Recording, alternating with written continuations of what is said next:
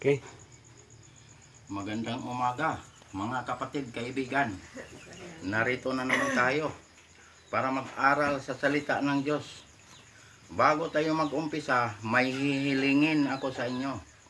Paki-subscribe, paki-like, paki-share sa aming munting YouTube channel, Marlon Coret YouTube channel, para mapabilis pagpalaganap ang salita ng Diyos sa buong mundo at maipakilala natin ang ating Panginoong Hesukristo na ating Panginoong Tagapagligtas. Paki-subscribe, paki-like, paki-share. Maraming salamat po. Tayo na'y manalangin. Ama naming Diyos nga makapangyarihan sa lahat, salamat po Panginoon sa umagang ito. Narito po kami, Ama, para mag-aral sa iyong salita. Basbasan mo po Panginoon ang lahat ng taga-subaybay at lahat ng tagapakinig nitong mensahe nito, nga sila'y makakilala sa iyo at ikaw ay tanggapin bilang Panginoon at tagapagligtas. Ito ang aming hiling at amot dalangin sa pangalan ng aming Panginoong Hesukristo, naming Panginoon tagapagligtas. Amen. Mga kapatid, kaibigan, dito tayo mag-aral sa Hebreo, Kapitulo 10, versikulo 14 hanggang 18. Ito ang sinasabi dito sa versikulo 14. Sapagkat sa pamamagitan ng isang pag-aalay ay kanyang pinasakdal para sa lahat ng panahon ang mga pinababanal. Pinasakdal ng Diyos sa lahat ng panahon. Itong kanyang salita, sa pag-aalay niya,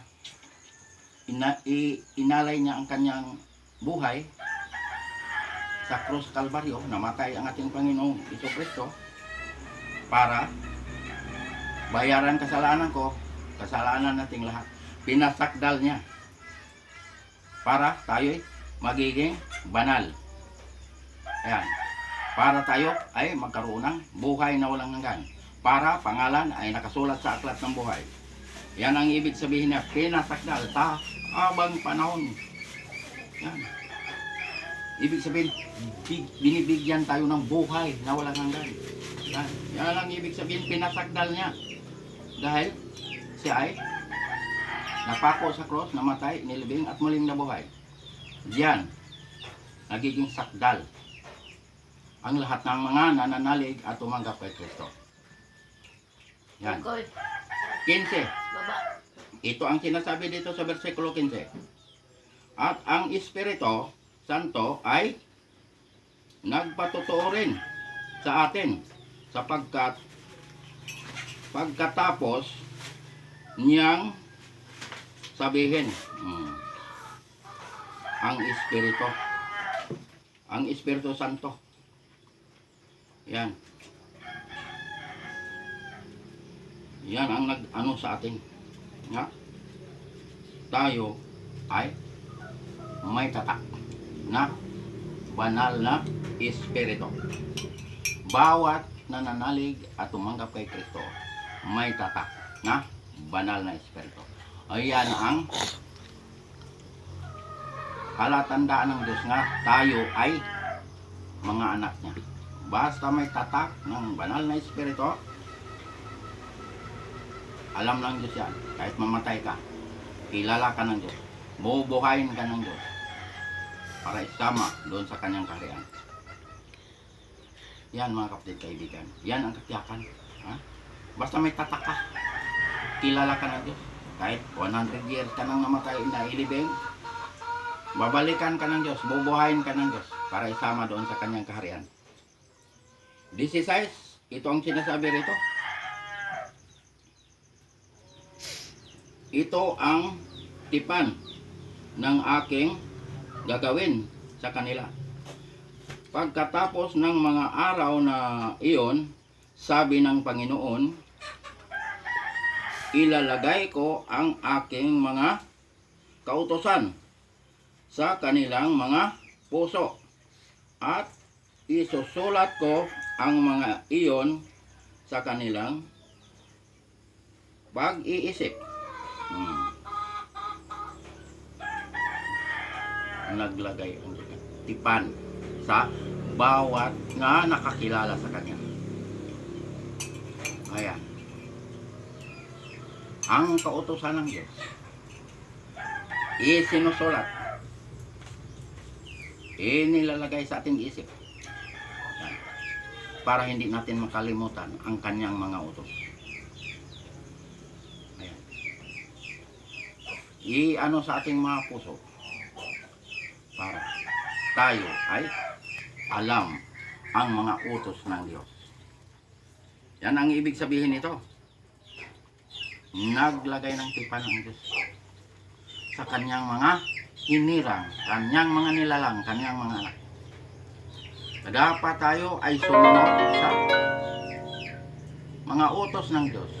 Huwag natin itakwil ang utos ng Diyos. Huwag natin burahin. Huwag natin lapastanganin ang utos ng Diyos.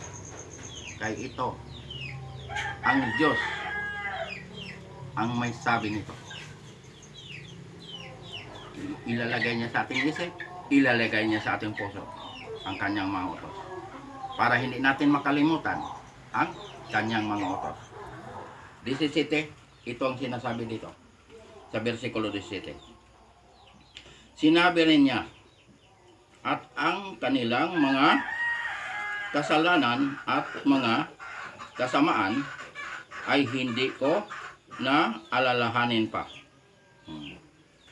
Itong sinabi ng Diyos, ibig sabihin, pinatawad na tayo ng Diyos. Ang ating mga kasalanan hindi na niya alalahanin. Ayan ang pangako ng Diyos. Na tayo mga nananalig kay Kristo, mga tumanggap kay Kristo, ang ating mga kasalanan ay binuran ng Diyos. Hindi na niya alalahanin. Dahil pinatawad na tayo ng Diyos. Tayo ay may buhay na walang hanggan. Pangalan ay nakasulat na sa aklat ng buhay. Yan. Kaya sinabi ng Diyos, ang mga kasamaan, mga kasalanan, hindi na niya alalahanin pa. Basta tayo ay mananalig kay Kristo. Tanggapin si Kristo bilang Panginoon at tagapagligtas. Kasalanan natin ay pinatawad tayo ng Diyos. Hindi na niya alalahanin pa. Yan ang sabi rito ng Panginoon. Anuman kalaki, anuman kaitim ang ating mga kasalanan, aminin lang natin na tayo ay nagkakasala. Humingi tayo ng tawad sa Panginoon. Patatawarin tayo ng Diyos. Hindi niya itakwil ang mga lumalapit sa Kanya, mga makasalanan.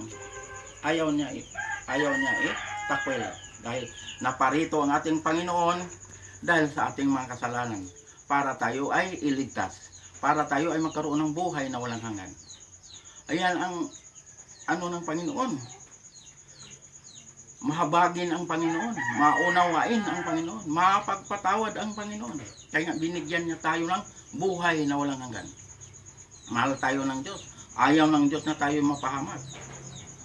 Yan mga kapatid, kaibigan, yan ang pagmamahal ng Diyos na hindi kaya ng tao. Pati buhay na ibinigay niya sa atin. Dugo niya ihinuga sa ating mga kasalanan. Ayan mga kapatid, kaibigan, ang Panginoon. Basta tayo ay lumapit sa Kanya at mananalig sa Kanya at tumanggap sa Kanya, tayo ay may buhay na walang hanggan. Pangalan nakasulat sa aklat ng buhay. Ayan ang katiyakan ng ating kaligtasan. Last verse, 18. Ito ang sinasabi niya rito. Kung saan may kapatawaran ng mga ito ay wala ng pag-aalay para sa kasalanan. Wala na. Di na magkatay-katay ng hayop para yung dugo iwisik-wisik. Dahil naganap na ni Kristo sa krus sa Kalbaryo. Ayan ang ibig sabihin nito. Nga si Kristo ang kaganapan ng ating kaligtasan. Mga ligtas na tayo. Pag tayo ay naniniwala at nananalig kay Kristo, pag tayo ay tumanggap kay Kristo, mga ligtas tayo. Pangalan, nakasulat sa aklat ng buhay. Yun ang makapunta roon sa bagong langit, bagong lupa. Ang mga pangalan nga nakasulat sa aklat ng buhay. Yun lang makapunta roon. Pero, yung mga hindi naniniwala, hindi tumanggap kay Kristo bilang Panginoon at tagapagligtas, pangalan nila wala sa aklat ng buhay. Ang destination nun ay lawa na po. Iyon ang pangalawang kamatayan. Iyon ang impyerno.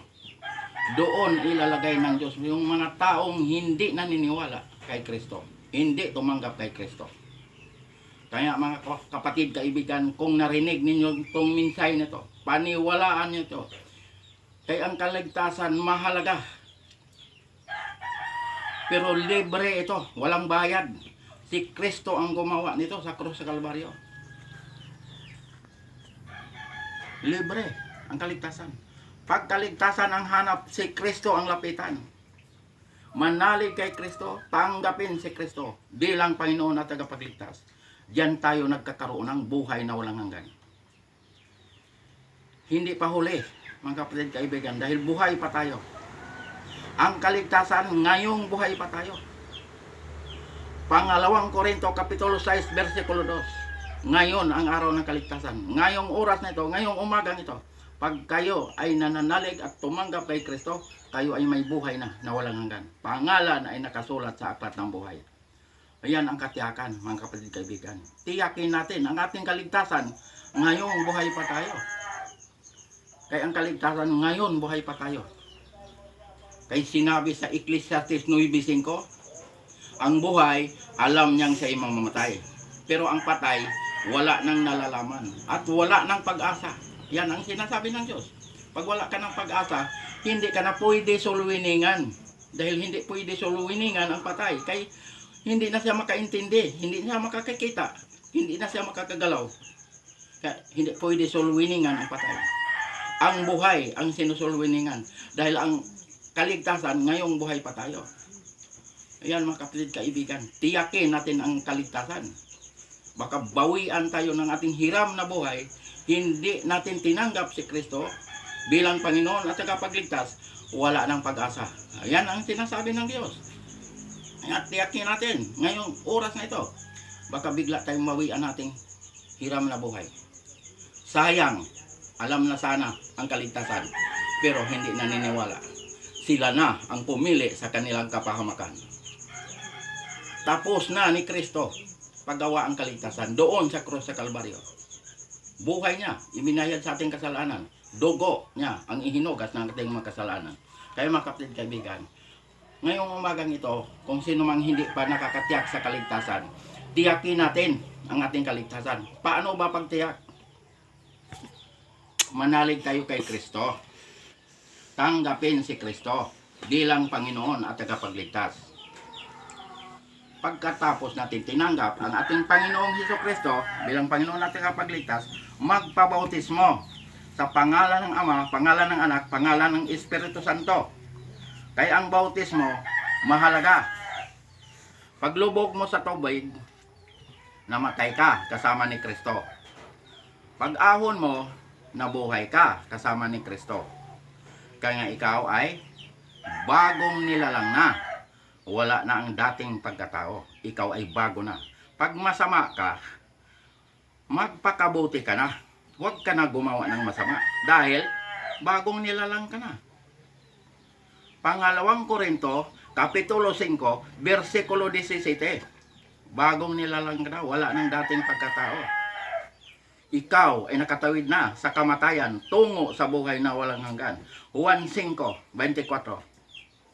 Buhay ka pa, nakatawid ka na sa kamatayan. Bakit nakatawid ka sa kamatayan? Namatay ka kasama ni Kristo, nabuhay ka kasama ni Kristo. Ikaw ay nagiging born again. Ipinanganak ka sa Espiritu. Ang ipinanganak sa laman ay laman. Ito, laman. Ipinanganak ako ng aking nanay. Laman ito.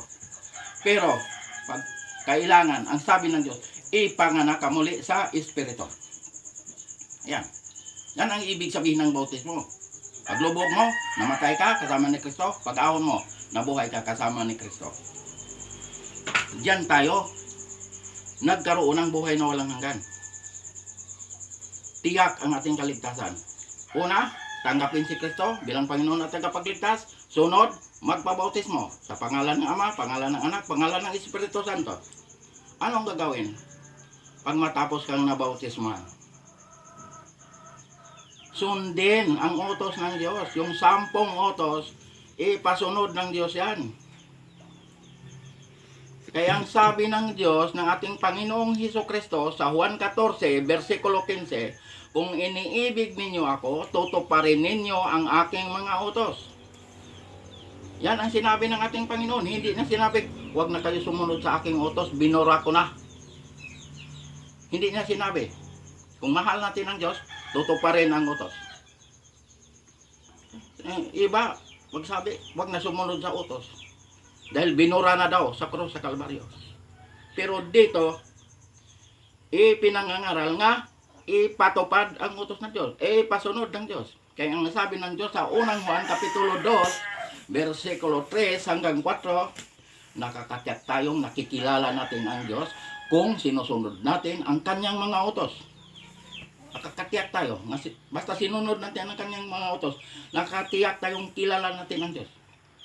Ang sabi sa verse 4, ang nagsasabing nakikilala ko siya, ngunit sumusuway naman sa kanyang mga utos ay sinungaling at wala sa kanya ang katotohanan. Yan ang sinasabi ng Diyos. Kaya nasa utos ng Diyos ang palatandaan ng Diyos. Ano ang palatandaan ng Diyos? Ang Sabat, ang ikapitong araw.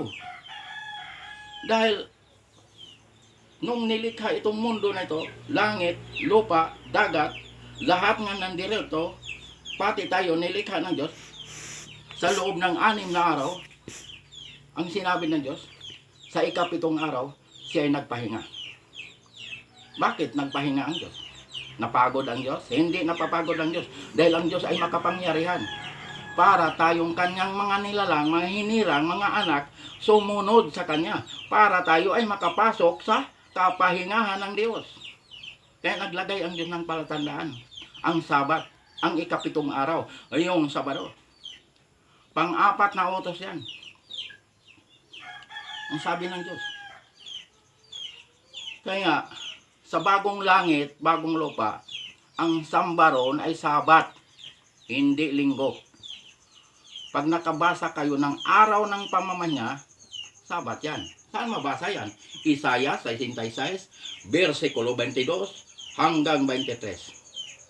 Versikulo 22, mababasa mo ang bagong langit, bagong lupa. Mababasa mo talaga yan. Bagong langit, bagong lupa.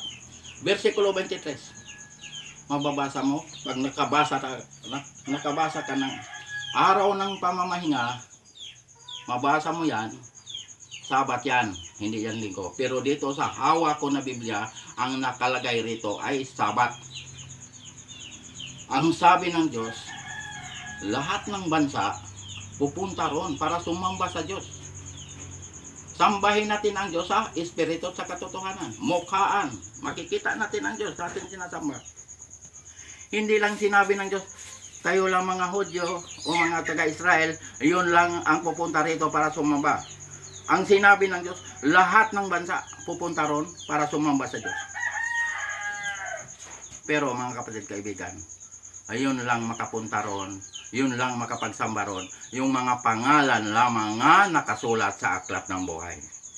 Pag pangalan nga hindi nakasulat sa aklat ng buhay, hindi makapagsamba ron.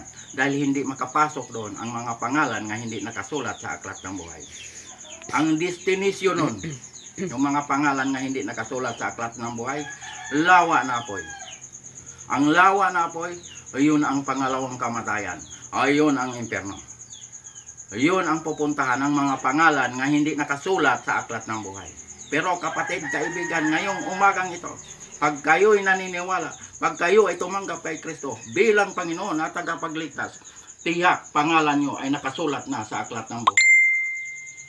Doon tayo magsama, mga kapatid kaibigan. Magkita tayo doon. Kahit hindi ko kayo nakita sa mukhaan, pero pag kayo naniniwala, pag kayo tumanggap kay Kristo bilang Panginoon at tagapagligtas, tiyak magkita tayo doon. Makita niyo ako, makita ko kayo. Na doon tayo makita. Magsama-sama tayo doon. Manambahan tayo doon sa araw ng Sabat. Ito katotohanan ito, mga kapatid kaibigan. Walang halo nga kasinungalingan. Ipinahayag ang Diyos sa buong mundo para makilala siya. Na siya lamang ang tagapagligtas, wala nang iba. Kaya nga dito, ipinakilala ko si Kristo. Siya lamang ang Panginoon nga tagapagligtas. Wala nang iba. Pagkaligtasan ang hanap, kay Kristo tayo lumapit. Walang ibang pangalan nga makapagliligtas. Huwag tayo tumawag ng ibang pangalan. Huwag tayo lumapit ng ibang mga pangalan. Kay Kristo lamang tayo lumapit. Para tayo ay magkaroon ng buhay na walang hanggan. Para pangalan ay makasulat sa aklat ng buhay. Yun mga kapatid kaibigan, ang katiyakan. Pag pangalan niya hindi nakasulat sa aklat ng buhay, delikado mga kapatid kaibigan. Tiyakin natin nga, ang pangalan natin ay nakasulat sa aklat ng buhay. Manalig kay Kristo, tanggapin si Kristo. Kaya ang kaligtasan nasa pananalig kay Kristo, nasa pagtanggap kay Kristo. Kasunod magpabautismo. Kasunod sundin ang utos ng Diyos. Yan mga kapatid kaibigan, ang katiyakan ng kaligtasan. Itinuro ng Diyos. Tagapagligtas, si Kristo. Walang ibang tagapagligtas. Gawa 4:12. Siya lamang tagapagligtas. Wala nang iba. Kaya mga kapatid kaibigan, paniwalaan natin itong mensahe na to para tayo ay magkita doon sa bagong langit, bagong lupa. Doon tayo magkita. Dahil babaguhin itong langit at lupa. Pag binago na itong langit at lupa, wala ng araw, wala ng buwan, wala ng bituin, wala ng dagat. Pag binago na ito, hindi na sasapit ang gabi. Puro na liwanag. Kay si Kristo ang liwanag. Hindi na siya gagawa ng araw, buwan, bituin. Dahil hindi na sumapit ang gabi. Puro na liwanag. Ayan. Doon, hindi na tayo mamamatay kahit kailan. Wala na tayong problema. Wala nang pag-iiyak. Dito, daming mga problema. Pag wala tang bigas, problema. Pag wala tang maibayad sa ating mga utang, problema. Lahat, nandito ang mga problema. Pero doon, walang problema. Ipinaghanda tayo ng ating Panginoon, ng ating matitirahan doon sa bagong langit, bagong lupa. Handa na ang kanyang patitirahan sa atin. Pero mga kapatid kaibigan, hindi kasali ang mga pangalan nga hindi nakasulat sa aklat ng buhay. Walang matitirahan doon. Pero kapatid kaibigan, kayo, pag nananalig kay Kristo, tumanggap kay Kristo, ngayon may matitirahan na tayo doon. Ayan, pangako ng Diyos. Babalikan niya tayo. Ang sabi niya, huwag tayong mag-alala dahil babalik siya. Malapit na ang kanyang pagbabalik para isama niya tayo doon sa kanyang kaharian. Mga kapatid kaibigan, napakaganda ron. Dahil wala na tayong iisipin pa. Hindi na tayo mamamatay. Kayamanan, maraming kayamanan doon.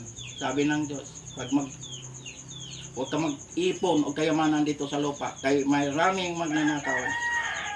Maraming mga kalawang, mga tanga na sumisira sa iyong kayamanan. Pero doon, walang magnanakaw, walang kalawang, walang tanga nga musira sa iyong kayamanan. Yan, pangako ng Diyos yan, mga kapatid kaibigan. Paniwalaan natin ito kay hindi tayo taga rito. Ano lang tayo dito, parang mga dayo lang tayo rito. Doon ang ating tahanan, doon sa bagong langit, bagong lupa, nga pinaghaharian ng katarungan. Yan mga kapatid kaibigan. Ito, katotohanan ito mga kapatid kaibigan. Katiyakan sa kaligtasan. Walang halo nga kasinungalingan. Kaya ang Diyos hindi marunong magsinungaling. Pag sinabi niya ay matutupad at magaganap. Hanggang dito na lang tayo mga kapatid kaibigan. Paki-subscribe, paki-like, paki-share sa aming munting YouTube channel, Marlon Coret YouTube channel, para mapabilis pagpalaganap ang salita ng Diyos sa buong mundo at maipakilala natin ang ating Panginoong Hesukristo, ang ating Panginoong tagapagligtas. Maraming salamat po. Tayo na yung manalangin. Ama naming Diyos nga makapangyarihan sa lahat. Salamat po, Panginoon, sa mga salita nga aming napag-aralan ngayong umagang ito. Basbasan mo po Panginoon ang lahat ng taga-subaybay at lahat ng taga-pakinig ditong minsay na to, na sila'y makakilala sa iyo at ikaw ay tanggapin bilang Panginoon at tagapagligtas. Ito ang aming hiling at samot dalangin sa pangalan ng aming Panginoong Jesucristo na aming Panginoong tagapagligtas. Amen.